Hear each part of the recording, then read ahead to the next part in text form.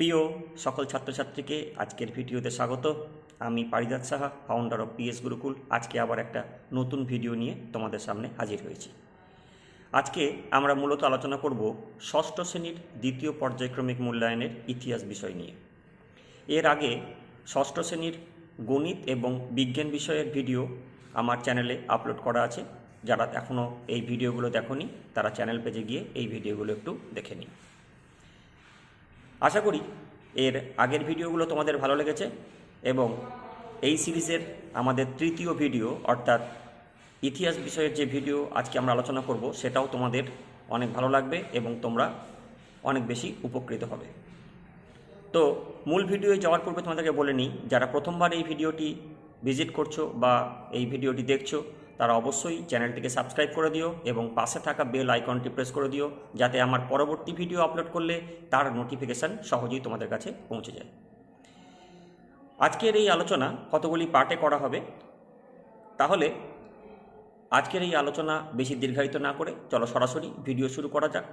তবে তোমাদেরকে বলে রাখি, যারা এই ভিডিও দেখছো তারা এই ভিডিওর লিঙ্কটা তোমাদের বন্ধুদের সঙ্গেও শেয়ার করো, যাতে তারাও এই ভিডিও দেখে উপকৃত হয়। তাহলে চলো শুরু করা যাক আজকের আলোচনা। তোমাদের পরীক্ষার সিলেবাস হলো ভারতীয় উপমহাদেশের প্রাচীন ইতিহাসের ধারার দ্বিতীয় পর্যায়, খ্রিস্টপূর্ব ষষ্ঠ শতকে ভারতীয় উপমহাদেশ, সাম্রাজ্য বিস্তার ও শাসন। এখন প্রত্যেকটা অধ্যায় থেকে তোমাদের সর্বমোট এমসিকিউ করতে হবে 10টি এবং প্রত্যেক অধ্যায় থেকে এমসিকিউ থাকবে 4টি করে। ঠিক একইভাবে প্রত্যেক অধ্যায় থেকে এসএকিউ অর্থাৎ 1 নম্বরের প্রশ্ন থাকবে 4টি করে, সর্বমোট 12টি। সেখান থেকে তোমাদের 10টি প্রশ্নের উত্তর করতে হবে। একইভাবে 3টি অধ্যায় থেকে 3টি অধ্যায়ের প্রত্যেকটি থেকে তোমাদের 2 মার্কসের প্রশ্ন থাকবে 2টি করে। টোটাল তোমাদের প্রদত্ত প্রশ্ন থাকবে 6টি, সেখান থেকে তোমাদের উত্তর করতে হবে 4টির। প্রতিটি অধ্যায় থেকে তোমাদের একইভাবে 3 মার্কসের প্রশ্ন থাকবে 2টি করে। টোটাল প্রশ্ন থাকবে 6টি, সেখান থেকে তোমাদের 4টি প্রশ্ন করতে হবে এবং 3টি অধ্যায় থেকে 5 নম্বরের বড় প্রশ্ন 1টি করে থাকবে, অর্থাৎ 3টে প্রশ্ন থাকবে যেখান থেকে তোমাদের 2টি প্রশ্নের উত্তর করতে হবে। অর্থাৎ সর্বমোট তোমাদের পরীক্ষার প্রশ্নমান 50।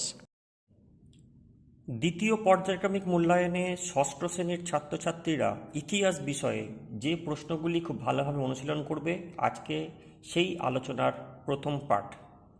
তাহলে দেখে নাও কোন কোন প্রশ্নগুলি তোমাদের খুব ভালোভাবে প্রস্তুত করতে হবে। সঠিক উত্তর নির্বাচন করো। প্রতিটি প্রশ্নের মান 1। মেগালিথ হলো সোনার মূর্তি / পাথরের দেবতা / পাথরের সমাধি। দ্বিতীয় প্রশ্ন, জৈন ধর্মে মোট তীর্থঙ্কর ছিলেন 18 জন / 22 জন / 24 জন। তৃতীয় প্রশ্ন, মহাক্ষত্রপ উপাধি নিয়েছিলেন হর্ষবর্ধন / রুদ্রদামন / সমুদ্রগুপ্ত। চতুর্থ প্রশ্ন, অডবি কথার অর্থ হলো আকাশ / বন / মেঘ। 5 নম্বর প্রশ্ন, ইন্ডিকা গ্রন্থটি রচনা করেন কৌটিল্য / মেগাস্থিনিস / অশোক। 6 নম্বর প্রশ্ন, কুষাণদের শ্রেষ্ঠ রাজা ছিলেন সমুদ্রগুপ্ত / খারবেল / কনিষ্ক। 7ম প্রশ্ন, গৌতম বুদ্ধ জন্মগ্রহণ করেন লিচ্ছবি / শাক্য / হর্ষঙ্ক বংশে। 8 নম্বর প্রশ্ন, আদি বৈদিক যুগের ইতিহাস জানার একটি প্রধান উপাদান হল জেন্দা আবেস্তা মহাকাব্য / ঋগ্বেদ। 9 নম্বর প্রশ্ন, পার্শ্বনাথ ছিলেন মগধের রাজা / বজ্জীদের প্রধান / জৈন তীর্থঙ্কর। 10 নম্বর প্রশ্ন, মহাজন পদগুলি গড়ে উঠেছিল খ্রিস্টীয় ষষ্ঠ শতকে, খ্রিস্টপূর্ব ষষ্ঠ শতকে, আর তৃতীয় অপশান হচ্ছে খ্রিস্টীয় 7ম শতকে। 11 নম্বর প্রশ্ন, দক্ষিণ ভারতে অবস্থিত একমাত্র মহাজন পদটি হল অবন্তী / অসমক / মৎস্য। 12 নম্বর প্রশ্ন, বৌদ্ধদের প্রধান ধর্মগ্রন্থ হল ত্রিপিটক / দ্বাদশাঙ্গ / রামায়ণ। 13 নম্বর প্রশ্ন, কেবলিন নামে পরিচিত ছিলেন বর্ধমান মহাবীর / পার্শ্বনাথ / গৌতম বুদ্ধ। 14 নম্বর প্রশ্ন, শেষ মৌর্য সম্রাট ছিলেন ভদ্রবাহু / বিন্দুসার / বৃহদ্রথ। 15 নম্বর প্রশ্ন, সকারি উপাধি ধারণ করেন অশোক / চন্দ্রগুপ্ত / দ্বিতীয় চন্দ্রগুপ্ত। এবং শেষ প্রশ্ন, আইহোল প্রশস্তি রচনা করেন সুয়ানজাং / মেগাস্থিনিস / রবি কীর্তি। আলোচনা, শূন্যস্থান পূরণ করো প্রশ্ন নিয়ে। প্রশ্নের মান থাকবে 1। বেদের অপর নাম হলো ড্যাশ। দ্বিতীয় প্রশ্ন, ড্যাশ অর্থশাস্ত্র রচনা করেন। তৃতীয় প্রশ্ন, অরাজতান্ত্রিক মহাজন পদ ড্যাশ নামে পরিচিত। চতুর্থ প্রশ্ন, জৈন ধর্মের প্রচারকদের ড্যাশ বলে। পঞ্চম প্রশ্ন, আর্যসত্য ড্যাশ ধর্মের অংশ। 6 নম্বর প্রশ্ন, লোথাল শব্দের অর্থ হল ড্যাশ। 7 নম্বর প্রশ্ন, হরপ্পা সভ্যতার 23টি শিলমোহর পাওয়া গেছে ড্যাশে। 8 নম্বর প্রশ্ন, মহাবীর ছিলেন ড্যাশতম তীর্থঙ্কর। 9 নম্বর প্রশ্ন, মধ্যম পন্থার কথা বলেছেন ড্যাশ। 10 নম্বর প্রশ্ন, একলব্যের গুরু ছিলেন ড্যাশ।